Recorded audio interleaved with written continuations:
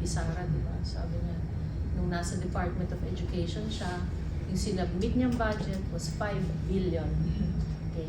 Tinawagan siya ni Saldico nung hihingi doon sa 5 billion. Sabi niya, wala ako ibibigay sa'yo kasi program na yan. Tapos nung dumating na yung GAA, yung 5 billion niya naging 15 billion. So pinatungan ng 10 billion pero hindi niya hinawakan yung 10. Hindi niya kayang hawakan kasi ang humawak lang raw nun si Saldico at saka si Martin Romualdez. So anong ginawa nila dun sa 10 billion na yun? Isang department pa lang yan. Alam niyo, nakausap ko si Attorney Baligod eh. Sabi niya, up to 6, ilan ba yun? Sabi niya, up to 63 ang pwedeng magtestigo sa tungkol sa mga mali-maleta. Kasi ganun karaming kinuhang empleyado ni Saldico para mag-distribute ng maleta, hindi lang 18.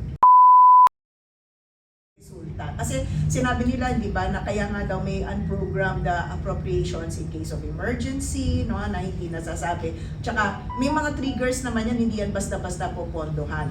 Pero yung pinaka-proseso mo, bakit importanteng malaman ito na mailatag sa mga ordinaryong mamamayan? Actually, kung narinig niyo yung oral arguments between Justice Amy tsaka si Solgen, Solicitor General. Ang sabi ni Solgen, kaya may program kasi para magkaroon ng flexibility yung executive department. Kasi raw, minsan hindi sila pondo ng mga projects. No? So sabi naman ni Justice Amy, sabi niya, I agree, pero dapat yung unprogram na yun should be untainted with grave abuse of discretion, corruption, or bad governance. So, makikita mo ngayon na yung unprogrammed na yun is already tainted, okay, with grave abuse.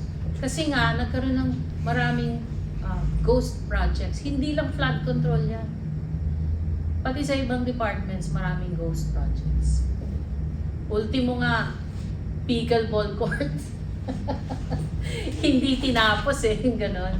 So, isa pa, sabi rin ng Solgen, hindi lang naman sa program ng corruption, hindi lang naman sa unprogrammed ng corruption, meron din sa corruption.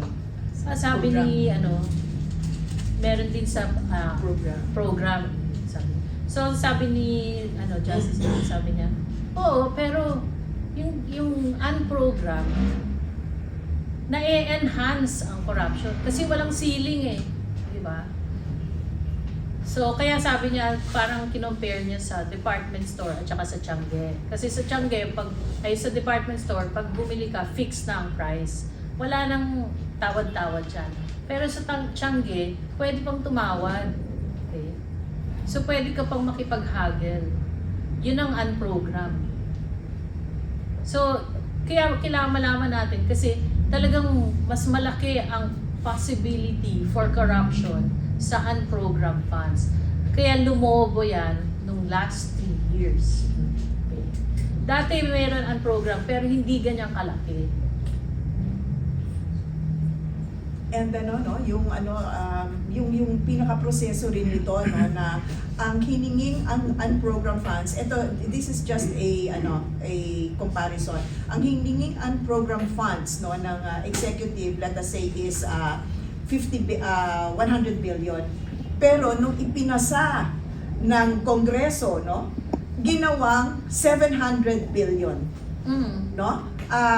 Yung proseso nung pagpapalaki na yon at sinasabing we will just have to defer to the wisdom of kung dahil yun ang nakikita daw ng Kongreso na kailangan dagdagan. Pero ang sinabi lang naman ng executive, ito lang ang kailangan namin. How does that translate to you, Ma'am Cora, in terms of tayong ordinaryong mamamayan na we are on a helpless di ba? On a helpless situation. Ayun nga, so hindi napapakinabangan yung pera ng mahusay.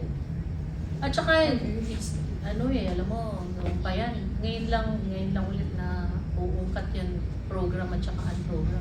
Nung naalala nyo nung uminit mainit yung ulo ni VP Sara, di ba? Sabi niya, nung nasa Department of Education siya, yung sinubmit niyang budget was 5 billion. Okay. Tinawagan siya ni Saldi ko nung hihingi doon sa 5 billion. Sabi niya, wala ako ibibigay sa'yo kasi program na yan. Tapos nung dumating na yung GAA, yung 5 billion niya naging 15 billion. So pinatungan ng 10 billion pero hindi niya hinawakan yung 10. Hindi niya kayang hawakan kasi ang humawak lang raw nun si Saldi ko at saka si Martin Romualdez. So anong ginawa nila dun sa 10 billion na yun? Isang department pa lang yan. 10 billion. It's 2 times bigger than the proposed budget. Ganon kalaki yung corruption ngayon, ganon ka-massive. Ganun katuso. Oh. So, anong ginawa nila doon sa program fund? At saka, di ba, diniscuss rin yung yung parking, pinapark lang nila yung unprogram doon sa mga departments. Pero ang talagang gumagamit ng pera, si Saldi ko at saka si Martin. Kaya, alam nyo, nakausap ko si Attorney Baligod eh. Sabi niya, up to 6, ilan ba yun? Sabi niya, up to 63 ang pwedeng magtestigo sa sa tungkol sa mga mali-maleta. Kasi ganun karami kinuhang empleyado ni Saldi ko para mag-distribute ng maleta, hindi lang 18. More than 60. Ganun karaming dinideliver nilang maleta. Hindi naman. Araw-araw. Pagod daw yung sa land bank na malapit dun. Eh nga, so bakit hindi Sobrang iniimbestigahan pagod ng land bank? Diba? More than 60 ang nagdi-deliver. Maybe tomorrow. Sana ka, Penny, madinig itong itong programa natin, madinig na Blue Ribbon Committee, na Yes. hindi lang pala Yes. 18, kaya pang umabot. Hindi, ngayon ng 60. siguro, baka makakwento yan ni Attorney Baligod kasi Pag nag-hearing na. Hindi lang ma'am sa DepEd eh.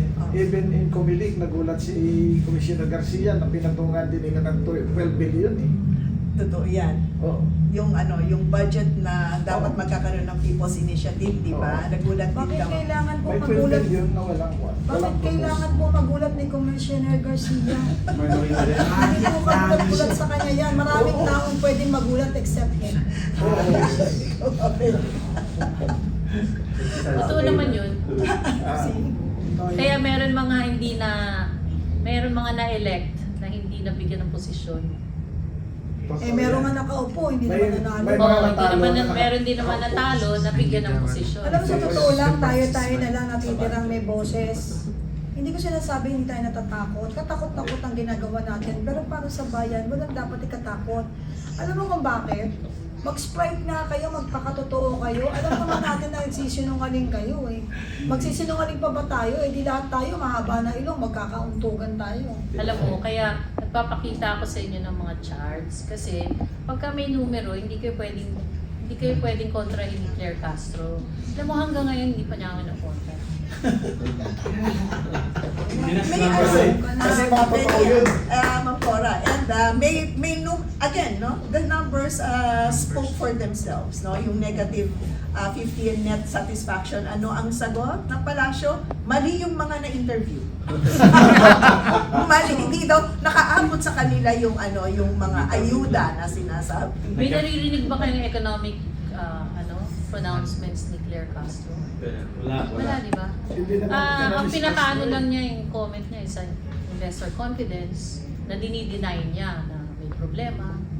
Ganyan. Pero other than that, she doesn't talk about inflation, she doesn't talk about gross domestic product. Bakit bang hindi nila pasalitan si Balisacan? Nagsasalita si Balisacan pagka may press conference lang. Ganyan. Pero makikita mo, pigil na pigil.